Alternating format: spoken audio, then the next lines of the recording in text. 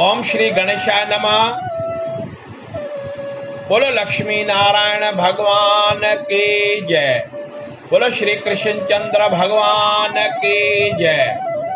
बोलो एकादशी मैया की जय। ओम सतनाम साखी साखी शिवो हम। जय श्री कृष्ण। जय जय प्रभु प्रेमियों।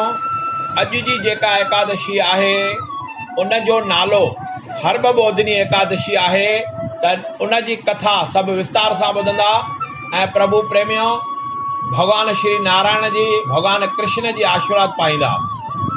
एकादशी जी कथा हर कंहिं एकादशी में समय अनुसार वर्णन कयल आहे।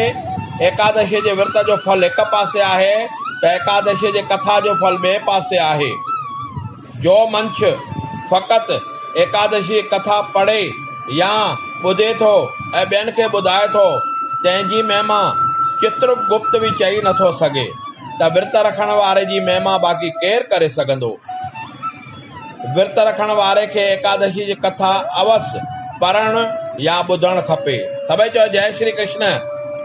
अॼोकी एकादशी जो नालो आहे हरबोधिनी एकादशी। हीअ एकादशी कतीअ जे शुक्ल पक्ष में घणे भाङे सिंधी तारीख़ 9 या 10 ते थींदी आहे। अॼोको ॾींहुं सभु देवताऊं गॾिजी दुखी थी करे श्री विष्णु भॻवान वटि आया। उन वक़्तु श्री विष्णु भॻवान सुम्हियो पियो हुयो। श्री भॻवान खे जाॻाए प्रार्थना करण लॻा त हे दयालु बंकासुर दयित सभु वेद शास्त्र खणी वञी समुंड में लिकी वेठो आहे। कृपा करे इहे असांखे वठी ॾियो, छो त वेदनि खां सवाइ संसार जो कार्य कीअं हलंदो। हिननि जी इहा वेनती ॿुधी श्री भॻवान समुंड में टुॿी हईं ऐं दयितनि खे मारे सभु वेद शास्त्र देवताउनि खे वठी ॾिना। सभई चओ जय श्री कृष्ण। महाभारत जे ज़माने में भीष्म पितामह बि जॾहिं ॿारनि जे सेजा ते सुम्हियो पियो हो तॾहिं उन एकादशीअ जे ॾींहुं अर्जुन हिकिड़ो महाभयंकर बाण पृथ्वीअ में हणी करे गंगा जल कढी भीष्म पितामह जो दुख दूर कयो। तंहिं करे जो मंछ हिन कारकत शुक्ल पक्ष जे एकादशीअ खां वठी पूर्णमासी ताईं 5 ॾींहं महाभारत जो शांतीअ सां पाठ पढ़ंदो या ॿुधंदो ऐं गंगा जल सां स्नान कंदो, इहो जनम मरण जे 84 में वरी न ईंदो।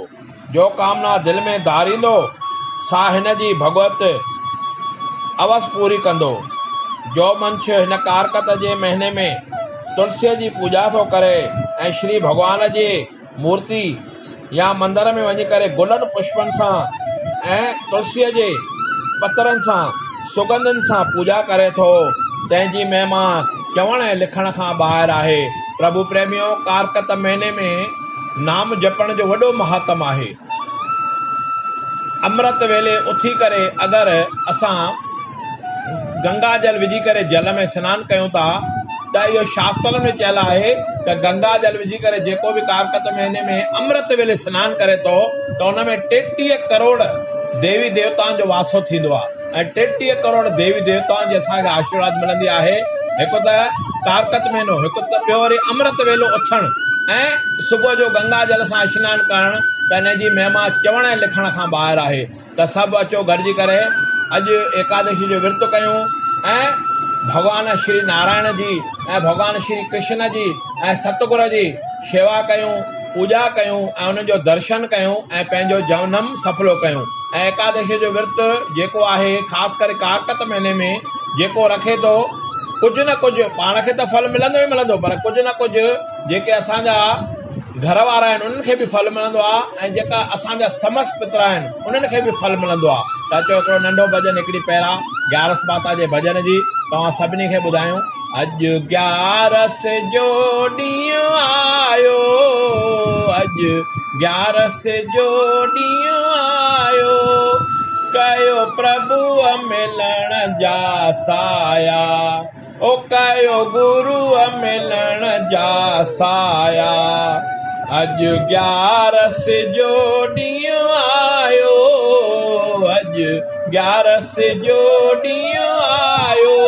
अज भाई 11 मैया जूं सभिनी खे जेके भी प्रभु प्रेमी आहिनि सभिनी खे लख लख करोड़ करोड़ वाधायूं।